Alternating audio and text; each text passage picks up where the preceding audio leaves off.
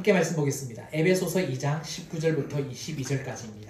신약성경 312쪽 에베소서 2장 19절부터 22절 한 절씩 교독하시고 마지막 절 함께 합독하겠습니다. 그러므로 이제부터 너희는 외인도 아니요 나그네도 아니요 오직 성도들과 동일한 시민이요 하나님의 권속이라. 너희는 사도들과 선지자들의 터 위에 세우심을 입은 자라. 그리스도 예수께서 친히 모퉁이 돌이 되셨느니라. 그의 안에서 건물마다 서로 연결하여 주 안에서 성전이 되어가고 너희도 성령 안에서 하나님이 거하실 처소가 되기 위하여 그리스도 예수 안에서 함께 지어져 가느니라. 아멘. 아멘.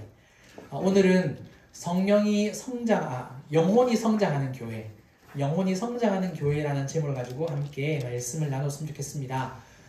에베소서 말씀 제가 계획을 한 건 아닌데 하나님께서 뜻하지 않게 자꾸만 이 교회에 관련된 말씀을 이렇게 주시고 또 제가 긴가민가 했는데요.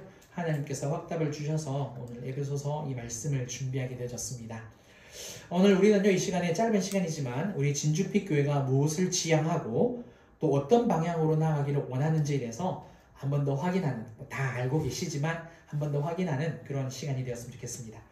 우리 교회는 2022년 2월 13일입니다. 그 주일에 첫 예배를 드렸습니다. 우리 진주빛 교회가 세워지기 1년 전인 2021년 1월 달에 이제 1월 첫째 주인데요. 초에 1월 1일부터 이제 7일까지 이제 제가 금식 기도를 하고 개척에 대한 이제 소명을 받았습니다. 그리고 교회에 대한 정체성까지 이렇게 말씀으로 확인하게 되었는데 그때 하나님께서 주신 말씀이 바로 이 말씀입니다. 이사야서 60장 1절 말씀. 일어나라 빛을 발하라. 이는 내 빛이 이르렀고 여호와 영광이 내 위에 임하였음이니라.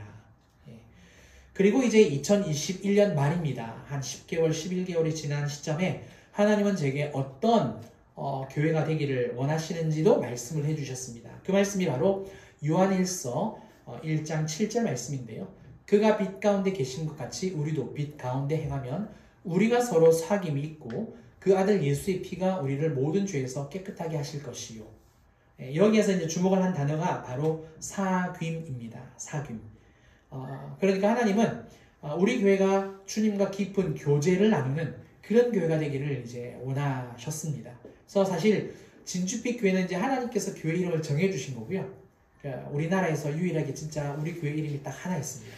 딱 하나 있고, 그걸 알 수 있는 방법은요, 구글, 그 다음에 그 네이버 다음에다가 교회 이름을 치면 전국 교회 이름이 다 뜹니다. 네, 유일하게 이제 교회가 딱 하나 있더라고요. 원래는 없었습니다. 그래서 우리 교회 등록이 이제 첫 번째가 되어졌고, 그 전에 이제 다른 교회 이름을 많이 이제 저는 이제 짓고 싶었습니다. 이제 이 말씀 때문에 뭐 빛과 뭐 사귐의 교회 이제 그랬었는데 하나님이 진주빛 교회 이름을 주셔서 교회를 했고요.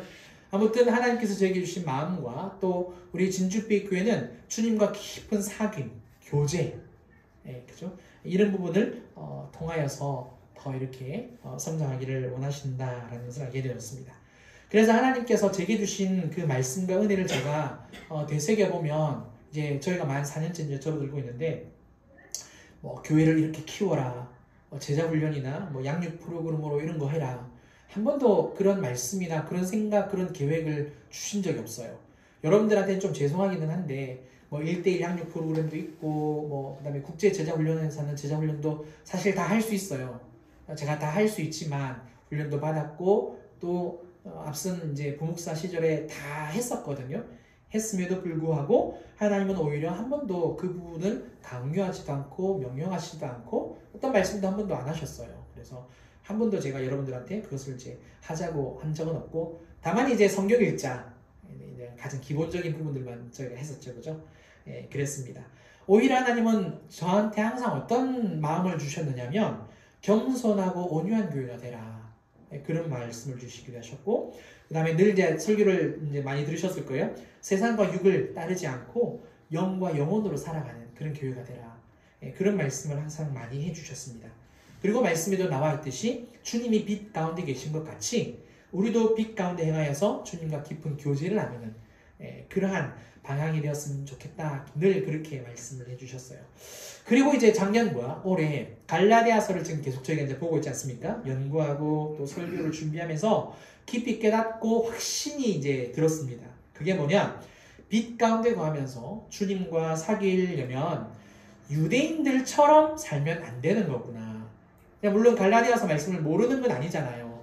목사들이 성경 연구도 많이 하고 설교도 하고 막 하니까 모르는 건 아닌데 좀 더 깊이 보면서 문맥으로 쭉 이렇게 흘러가는 것을 보면서 우리가 그리고 또 내가 율법주의자로 유대인처럼 살고 있었다라는 것을 참 많이 깨닫게 되었습니다. 그래서 주님과 사귀려면 영혼이 살아있어야 된다는 거죠. 그죠? 그리고 영혼이 성장해야 한다. 그런 깨달음이 참 많았습니다. 유대인들은 하나님의 말씀에 정말 해박했습니다. 그렇잖아요. 정말 하나님의 말씀에 해박하고 정말 박식하고 어마어마한 수준에 있는 사람들이 유대인들입니다. 그런데 보세요. 당대의 보수 중에 보수였단 말이에요. 우리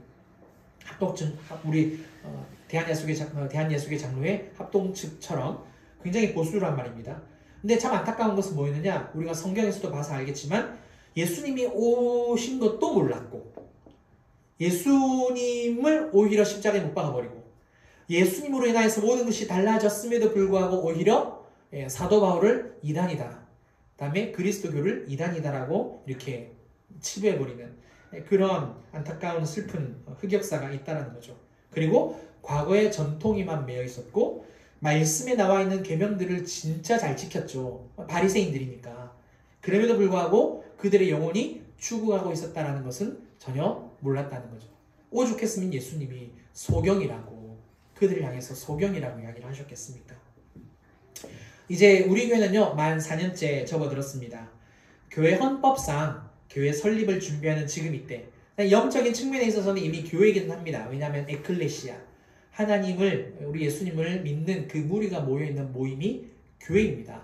그러니까 여러분들이 가정에서도 부부가 예배를 하면 그게 교회인 거고요. 또 혼자서 예배를 한다 할지라도 예수 그리스도를 믿는 그 믿음으로 예배를 하기 때문에 교회가 되겠죠. 이제는 이제 집합체가 되어지고요. 교회 헌법상 이제 설립을 하는데 우리가 한 번 더 확인하고 싶은 게 이겁니다. 영혼의 성장. 영혼의 성장. 왜냐하면 주님과의 사귐은 교회 크기에 있는 것도 아니고요. 프로그램이 다양하다, 뭐 좋다, 나쁘다 그것도 아니라는 거죠. 우리의 영혼이 살아있느냐 그리고 우리의 영혼이 신생아, 갓난아기 그 수준에서 성장하여서 교제할 수 있는 어떤 그런 부분이 있느냐 이겠죠. 그죠? 따라서 우리 개개인과 교회가 늘 깨닫고 확인해야 하는 것은 바로 우리의 영혼입니다. 아멘. 아멘. 우리는요 이 세상에서 삶을 살아갑니다. 다른 사람들하고 어울려서 살아가요. 나 혼자 무인도에서 사는 건 아니잖아요. 그러다 보니까 남들이 하는 게 다 보여요. 우리 사람이니까 마음이 어떻습니까? 그들과 나도 그들이 먹었던 거, 그들이 봤던 거, 그들이 놀러 갔던 거, 그들이 샀던 거 나도 사고 싶죠. 같이 누리고 싶죠. 왜? 똑같은 사람인데. 그렇죠? 어쩌면 또 남들보다 더 잘 살고 싶기도 하고 더 성공하고 싶기도 하고 싶은 그런 욕심들도 분명히 있다는 거죠. 결국 내가 이루고 싶은 어떤 목표 또 세상에서의 어떤 성공 관심 두는 게 자연스럽습니다. 그게 잘못됐다는 건 아닙니다. 자연스러운 거예요. 그러나 우리가 진짜 관심을 가지고 있어야 하는 것은 인생의 마지막 날에 우리가 분명히 예수님을 맞이할 텐데 그 예수님을 만나는 내 영혼의 상태라는 거죠. 내 영혼이 어떻게 어디까지 자라가 있는지 정말 평생토록 세상 가운데 몰두하면서 살다가 주님 앞에 딱 서는 건지 아니면 비록 뭐 병에 걸릴 수도 있고 육신이 연약하여서 뭐 골골거릴 수도 있지만 눈빛이 살아있어서 그 영혼이 살아있으므로 주님과 계속해서 깊은 교제를 하다가 주님 앞에 서게 될 때 과연 어떨까? 그래서 우리 주님이 나를 맞으실 때 중요하게 생각하시는 게 뭔가 이거를 한번 생각을 해보셨으면 참 좋겠다라는 생각이 듭니다. 자, 죄송한데요. 우리 예림이 창문 좀 열어줄래요? 조금 공기가 좀 답답해서. 또 점심 먹고 약간 이제 좀 그렇죠, 그죠? 네. 자, 그러면 이제 영혼이 살아있고 영혼이 성장한다는 건 뭘까요? 영혼이 살아있고 영혼이 성장한다. 또 그러면 또 어떻게 영혼이 성장하느냐? 먼저 영혼이 살아있다는 것부터 짧게 말씀을 드리겠습니다. 19절 말씀 보겠습니다. 그러므로 이제부터 너희는 외인도 아니요 나그네도 아니요 오직 성도들과 동일한 시민이요 하나님의 권속이라. 에베소 교인들은요 유대인의 관점에 있어서 이방인입니다. 그래요. 유대인의 관점에서 볼 때 이방인은 구원의 대상이 아닙니다. 아니에요. 그게 이스라엘의 관점이었고 구약의 관점이었습니다. 그런데 예수 그리스도를 통해서 구원을 받고 오직 이스라엘에게만 적용이 되었던 거룩한 백성, 여기 보세요. 오직 성도들과 동일한 시민이요. 성도가 선민이라는 말이고요. 거룩한 백성이라는 뜻입니다. 원래 원뜻이. 근데 동일한 시민이 되었다라는 것은 거룩한 백성이 되었다라는 뜻이고, 하나님의 권속이라는데요. 이 권속은 뭐냐면 가족이라는 뜻입니다. 가족을 이제 한자로 너무 어렵게 이제 번역을 해놨는데, 거룩한 백성 성도가 되었고 가족이 되었다라고 이야기하는 거죠. 다시 말해서 죄 때문에 죽었었는데 예수 그리스도를 통해서 죽었던 영혼이 다시 살아나서 성도가 되고 하나님의 가족이 된 거다, 이야기를 하고 있는 겁니다. 우리 역시 예수를 믿지 않았을 때는 죄로 인하여서 죽었습니다. 죽은 영혼이었어요. 하나님과 단절된 관계였습니다. 그러니까 하나님을 몰랐죠. 그렇죠. 그러나 예수 그리스도를 통해 우리는 하나님을 아버지라고 부르게 되었습니다. 기도하실 때 하나님은 아버지라고 부르시잖아요. 혹시 아버지라고 부르기 힘든 분이 계십니까? 아버지가 아닌 듯이. 예, 그건 아니고, 그죠? 그냥 아버지라고 우리가 부르지 않습니까? 하나님 아버지. 자, 보세요. 하나님을 아버지라고 부른다는 증거가 뭐냐? 하나님을 아버지라고 부른다는 것은 내 영혼이 살아있다라는 거예요. 왜? 원래 아버지의 개념은 하나님의 아들 예수님이 하나님을 부르실 때 아버지라고 불렀는데, 하나님하고 나하고 상관이 없으니까 난 죽었으니까 부를 수도 없는 그 상태였잖아요. 그런데 내가 예수님을 믿고 난 다음부터는 예수님으로 인해서 내가 예수님의 아버지인 하나님을 나도 아버지라고 부르는 양자영을 받은 거죠. 양자영을 받았으니까 내 영도 살아났다는 겁니다. 간단하죠? 굉장히 간단한 거예요. 예. 그러니까 내가 아버지라 부른다는 것은 내 영혼이 살아있다. 아멘. 믿으십시오. 또 다른 설교 듣다가, 유튜브 설교 듣다가 당신의 영혼은 죽었습니다 그러면 또 아멘 하지 마세요. 안 돼요. 예. 저도 이걸 3번도 생각을 안 해봤는데 이 말씀을 풀어가면서 하나님께서 야, 네가 나를 아버지로 부르는 게 네 영혼이 살아있는 거야 딱 가르쳐 주시는데 제가 되게 놀랐다니까요. 한 번도 생각을 안 해본 부분인데 이렇게 가르쳐 주셔서. 자, 그런데 이런 경우가 있습니다. 예수님을 믿었는데 시험에 들어서 잠시 떠나 있을 때가 있어요. 방황하는 사람들 있잖아요. 저도 물론 그런 적이 있었고요. 이건 뭐냐? 충격이나 어떤 속상함 때문에 잠시 삐진 겁니다. 잠시 뿔이 난 거예요. 누구한테? 아빠한테. 예, 좀 매인 거죠, 그죠? 어떤 그런 감정이나 어떤 사건, 사고로 인해서 그 사람의 심령, 마음이 매인 거예요. 근데 걱정하지 마세요. 하나님께서 한번 부르신 그 영혼, 아버지라고 부르는 영혼은 어떻게 하십니까? 예수님이, 그러니까 그런 말씀 하시잖아요. 요한복음 18장에서 아버지께서 나에게 주신 영혼을 제가 전부 다 하나님께 다 드렸다라고. 이 말은 우리가 영혼이 살아나면 절대 다시 죽지 않아요. 그런 시험에 들 수 있고 잠시 세상 가운데서 방황할 수 있습니다. 속상해서, 뿔나서, 삐져서. 근데 하나님은 반드시 다시 돌이키십니다. 아멘. 아멘. 그러니까 기도해 주시면 되는 거예요. 돌아올 수 있게 해달라고. 꼭 믿으셨으면 좋겠습니다. 이번에는 영혼의 이제 성장에 대해서 말씀을 드리겠습니다. 에베소서 2장 20절입니다. 너희는 사도들과 선지자들의 터 위에 세우심을 입은 자라. 그리스도 예수께서 친히 모퉁이 돌이 되셨느니라. 사도 바울은 예수님을 뭐라고 부른다고요? 모퉁이 돌이다라고 부릅니다. 모퉁이 돌 뭐죠? 건물의 그 벽과 벽을 연결하는 기초석. 다른 표현으로 이제 머릿돌이다라고 이야기를 하죠. 그러니까 교회의 머리는 누구다? 예수님이시다. 교회의 중심도 예수님이다라는 표현을 사도 바울이 건축에 빗대어서 설명을 하고 있습니다. 21절, 22절입니다. 이 말씀 되게 중요한데 우리 함께 읽겠습니다. 시작! 그의 안에서 건물마다 서로 연결하여 주 안에서 성전이 되어가고 너희도 성령 안에서 하나님이 거하실 처소가 되기 위하여 그리스도 예수 안에서 함께 지어져 가느니라. 아멘. 자, 이 말씀은 뭐냐? 우리가 주 안에서 성전이 되어가고요. 성령 안에서 함께 지어져 간다. 이렇게 이야기를 하고 있죠. 하나님이 거실 처소가 되어가고 있다. 그런데 건물로서의 성전이나 예배당이 아니라는 거예요. 이렇게 콘크리트, 그 다음에 이게 이제 나무로 다 짰거든요. 목조. 이게 우리가 아니라는 겁니다. 우리가 그런 좀 부류가 되는 게 아니라 살아있는 우리의 영혼이 하나님의 성전이 된다. 이 말씀이죠. 중요한 것은 뭐냐? 오늘 이 말씀을 보니까 그 안에서, 주 안에서, 성령 안에서, 그리스도 예수 안에서 이렇게 돼 있죠. 안에서. 예수님 안에서. 즉, 우리가 우리 힘으로 성장하는 게 아니라 성령 안에서, 즉, 성령님의 그 인도하심을 따라 성령을 의지하는 그 가운데서 우리가 성장한다. 라고 오늘 말씀이 가르쳐 주고 있습니다. 잘 보세요. 여기에서 그리스도 예수 안에서 함께 지어져 간다. 지어져 간다라는 것은 수동태로 되어 있습니다. 그러니까 내가 어떻게 해가지고 이렇게 지어지는 게 아니라 내가 나를 짓는 게 아니라 성령님께서 나를 지어가신다. 성전으로 내 영혼을 성장시켜 주신다. 이렇게 이야기를 하고 있는 거죠. 그러면 질문을 한 가지 드릴까요? 성령님은 누구를 계속해서 주목하게 하실까요? 성령님은 나를 갖다가 계속 인도하시는데 누군가를 계속 주목하게 하세요.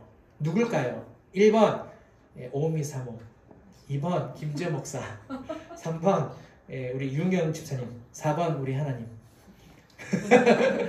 정답은 4번 우리 하나님이시죠. 우리 성령님은요, 하나님과 예수님을 주목하게 합니다. 왜냐하면 성령님은 삼위 가운데서 세 번째입니다. 삼위일체라 그러잖아요. 그죠? 그래서 삼위 하나님 중에서 삼위이시고, 그 다음에 하나님과 예수님으로부터 태어나시는 분이 아니라 나신다라고 이야기합니다. 하나님이라는 존재이시기 때문에. 그러니까 성경의 표현들을 말하면 성령님은 하나님의 영, 여호와의 영이라고 이제 구약에서 표현되어 있고, 신약에서는 예수의 영, 그리스도의 영이라고 이렇게 표현을 하고 있습니다. 따라서 성령님은 하나님과 예수님으로부터 나시기 때문에 항상 누구를 주목하게 하신다? 하나님과 예수님을 제일 먼저 주목하게 하신다. 그래서 성령 충만하면 사람이 제일 먼저 보이는 게 아니고 하나님이 가장 크게 보이시게 됩니다. 늘 내가 예수 그리스도로 감사하며 기뻐하며 즐거워하면 항상 주님을 제일 먼저 보게 하고, 그리고 우리 안에 있는 주님을 통하여서 사람을 사랑하게 된다는 거죠. 따라서 영혼이 성장한다는 것은요, 뭘 의미하느냐? 얼마나 내 영혼이 예수님께 가까이 가고 있느냐, 깊이 뿌리를 내리고 있느냐, 일상에서 매 순간마다 주님의 이름을 부르면서 주님을 찬양하면서 주님을 더 사랑하고 있느냐입니다. 그런데 이 반대로 이걸 뒤집으면 반대가 된다는 거죠.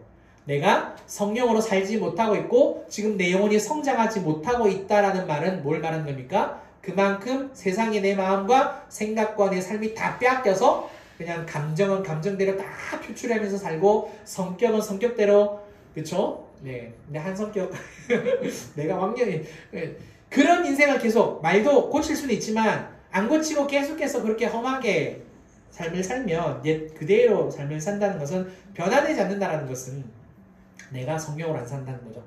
제가 오늘 이 시간 여러분들께 사과의 말씀을 드리려고 합니다. 이번 주에 저희 막내가, 우리 가족 모두가 다 있는데 저한테 그런 이야기를 했어요.